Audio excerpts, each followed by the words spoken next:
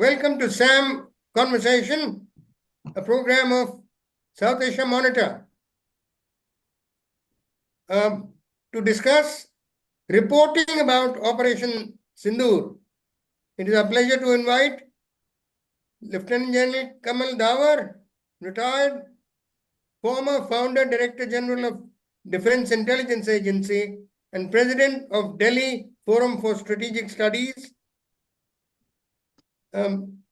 As soon as India launched Operation Sindoor,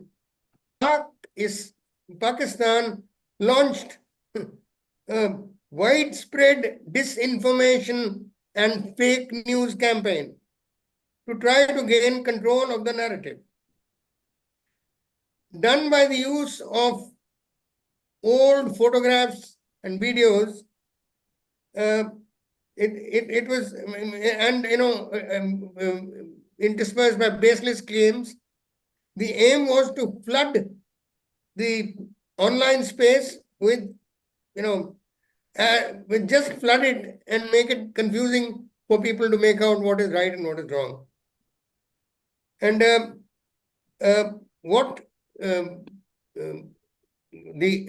on the Indian side, the Press Information Bureau has instituted a fact check unit, which did a lot of good work. Sir, to start with, sir, will you please throw some light on the breakdown of Operation Sindoor, sir? Yeah, first of all, Jai Hind to all your viewers, and it is truly Jai Hind, victory to India, as we have achieved in the last few days, thanks to the 4-day war, which was foisted on us. And though it was a 4-day war only, but it was intense and has brought out a large number of lessons for everybody to assimilate. Now, on the 22nd of April, as you recall, was the ill-fated day when the Pahalgam massacre, engineered by the Pakistani terrorists, took place, and 26 innocent visitors in front of their wives and children were shot in the head just because they were Hindus. So I'm glad that for once the government of India and the nation took very stern steps to put Pakistan in their place, because we have told them many times that terror and talks, trade and terror will not be accepted by India. And they have, I think, got their lesson in the last fortnight or so. Now, on the night of 6th and 7th, we carried out our operation Sindoor, in which 9 terrorist hideouts were targeted and 100 terrorists were killed and many hideouts of them destroyed. Right from day one, India told the Pakistanis that we are only going to strike at their terror infrastructure and not at any civilian target, or even we will spare the military targets. But the Pakistanis, in their stupidity, thinking that they have all the weapons in the world, and donated to them by China and some by Turkey and some by US, the old ones, they will be able to see India through. But to their horror, they realized that they cannot, and they've got a nice and resounding beating, and now they will be licking their wounds and thinking what else to do. India, as you remember, we were very clear that we will not, that everything we are doing should be non-escalatory, but the Pakistanis did not really take any cognizance of it. And the war carried on till the 10th, when Pakistanis on their own had to plead via the DGMOs and initially quietly through their American mentors. And then, of course, the thing came in, and then we told them that we want their DGMO to ring our DGMO, as we have a hotline. So Pakistanis were persuaded or ordered, or whatever you like to call it, and they then spoke to the DGMO. And on the 10th evening at 17:30 or so, or was it, sorry, 1700 hours, the ceasefire or the cessation of hostilities or a truce of sorts took place. Now, coming to your point regarding information warfare, the Pakistanis, as is known all over the world, are masters of not information warfare, but they're masters at perfidy, deviousness, terrorism, and what have you. And so now they have been telling their public that they have won the war. Like they even they have told their public after the 71 war that they had won. Have a heart.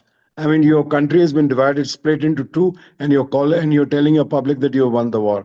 I don't know how naive would the Pakistani public be. And I'm sure the truth will come out as it is coming out. And as far as the Western press is concerned, for some reason or the other, though I think, or we all have an impression that they are free and they bring out the truth and this, that, and the other. But initially, without ascertaining their facts and figures, they came out that the Pakistanis have got a greater edge than India and things like that. And maybe they also said that some Indian aircraft have been shot. Well, losses in any war conflict are there, but the fact remains that now when they've come to know through all the the photographs, the satellite imagery, commercially available, and which was with us, has come out in the open domain. Everybody in the world are now saying, yes, the Pakistanis have been nice and nicely trounced by the Indian armed forces. It took some time.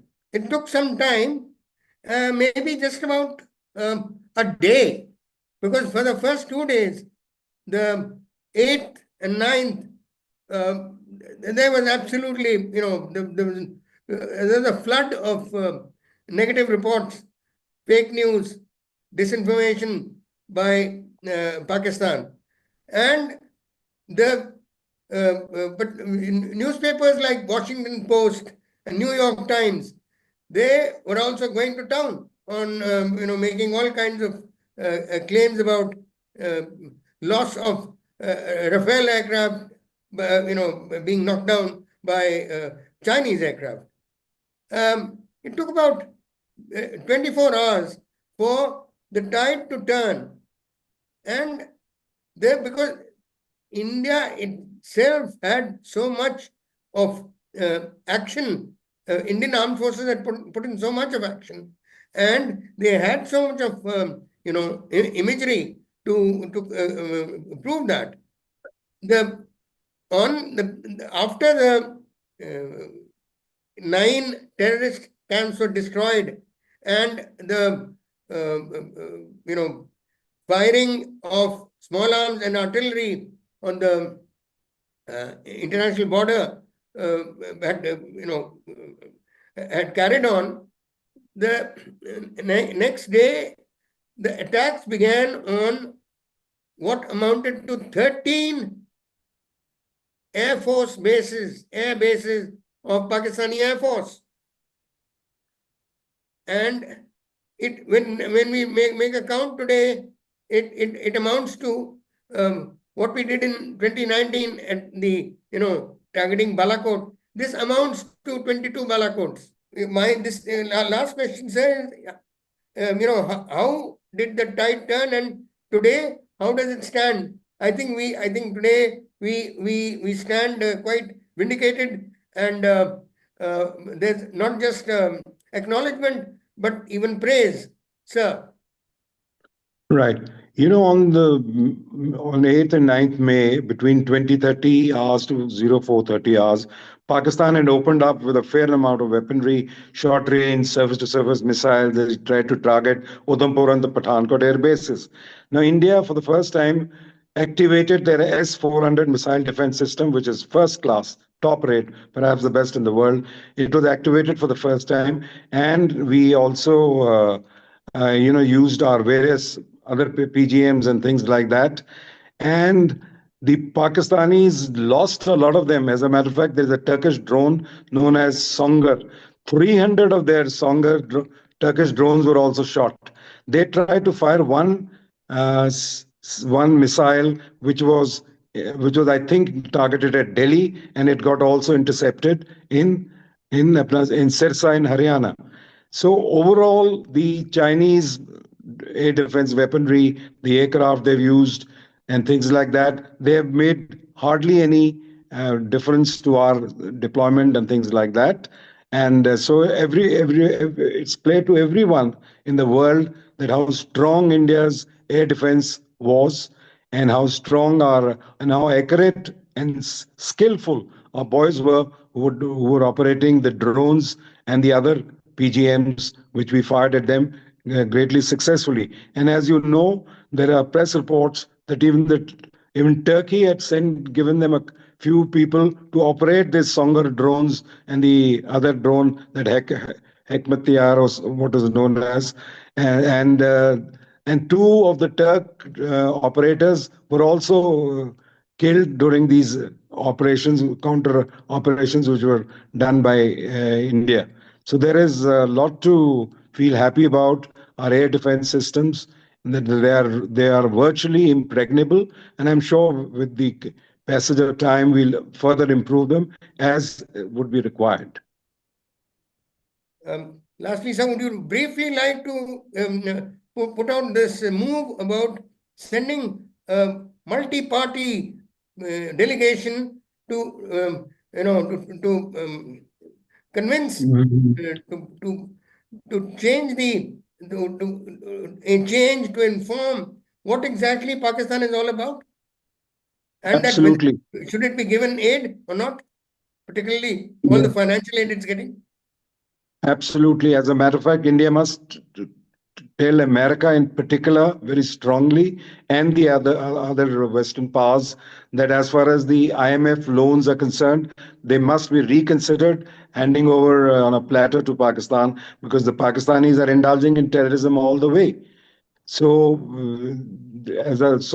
and the giving loans, and because these loans don't get utilized for the purposes they have been given for development of the poor Pakistani public. They get transferred to buying weaponry or being pinched by the Pak army generals or their deep state. And having coming to your other question about sending political parties of MPs, I think is a very fine gesture.